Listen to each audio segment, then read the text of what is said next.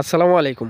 খামারের কাজগুলো আজকে দ্রুত শেষ করে ছোট ভাইদের সাথে আলু সিঙ্গারা বানাইছিলাম। তো আজকে সকাল সকাল কোয়েল পাখির ঘরে খাবার দিতে ঢুকতেই যে জিনিসটা দেখে অনেকটাই কষ্ট পাইছি। ঘরের এক কোনায় সবগুলো পাখি একসাথে জমাট বেঁধেছিল, আর নিচে থাকা পাখিগুলোর মধ্যে 3টা পাখি মারা গেছিল। এরকম বড় হওয়ার পরে যদি অল্প কিছু পাখির মধ্যে 3টা পাখি মারা যায় তাহলে কষ্ট লাগারই কথা। এছাড়াও কয়েকদিন যাবত দেখতেছি যে একটা পাখি যদি দুর্বল হয়ে যায় বা কিছু হয়ে যায়, ওই পাখিকে সবগুলো পাখি মিলে ঠুকরে একদম শেষ করে ফেলে। এই সমস্যাগুলো থেকে মুক্তি পাওয়ার জন্য খুব দ্রুত পাখিগুলোকে আবার খাঁচায় উঠিয়ে দিই। এখন পাখিগুলো জমাট বাঁধলেও মরার আশঙ্কা আগের থেকে অনেকটাই কম হবে ইনশাআল্লাহ। কারণ আগে যখন পাখিগুলো ফ্লোরে ছিল তখন জমাট বাঁধলে নিচের পাখিগুলো নিঃশ্বাস নিতে পারতো না, যার ফলে মারা যেত। এখন খাঁচার মধ্যে সব সাইডে নেট থাকায় আগের মতো আর পাখি মারা যাবে না, আমরা আশা করছি। আর বাকিটা আল্লাহ তাআলাই ভালো জানেন। পাখিগুলোকে মাঝে মধ্যেই আমরা নিম পাতা খাওয়াই, যেটা দেশি নিম আর কি। নিম পাতা খাওয়ালে ওদের পেট পরিষ্কার থাকে, মানে পেটে কোনো ঝামেলা থাকে না। আর নিম পাতা খেতে ওরা কতটা পছন্দ করে দেখেন। আমরা অনেকক্ষণ যাবত এগুলোই দেখতেছিলাম দাঁড়িয়ে দাঁড়িয়ে। যাই হোক, আগে থেকেই আমরা আজকে প্রোগ্রাম করে রাখছিলাম যে নিজেদের হাতে আলু সিঙ্গারা তৈরি করে খাবো আর কি, যেটা ভিডিও শুরুর দিকে আপনাদের বলছিলাম।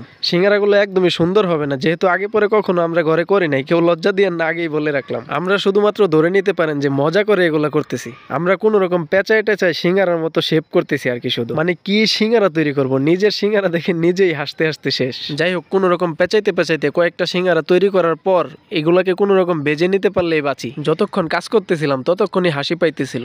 যদিও আমরা কৃষক মানুষ, কৃষি কাজ বাজ করি, কিন্তু রান্না বান্না কখনো করা হয় নাই, যার জন্য মূলত যতটা লজ্জা লাগতেছিল ততটাই নার্ভাস ছিলাম। আমাদের ফ্যামিলি মেম্বার যেহেতু কম, তাই অল্প করে তৈরি করলেই হয়ে যাবে। সিঙ্গারাগুলো ভেজে সামনে রাখার পর মন ছটফট করতেছিল যে নিজের হাতে তৈরি জিনিস কখন খাবো। যাই হোক, পুরোপুরি সিঙ্গারার মতো তৈরি করতে না পারলেও খেতে কিন্তু ভালোই সুস্বাদু হয়েছে। প্রথম অবস্থায় এতটুকু পারছি, আলহামদুলিল্লাহ। যাই হোক, অনেকেই দেখি কমেন্ট করেন যে ভাই, কোয়েল পাখির বাচ্চা দেওয়া যাবে? আসলে আমরা নিজেরাই অন্য জায়গা থেকে কিনে নিয়ে আসছি। পরবর্তীতে যখন ডিম থেকে বাচ্চা ফোটাবো তখন দেওয়ার চেষ্টা করবো ইনশাআল্লাহ। সবাই দোয়া করবেন আমাদের খামারে যেন আল্লাহ তাআলা অনেক বারাকা দান করে। সবাই ভালো থাকবেন। আসসালামু আলাইকুম।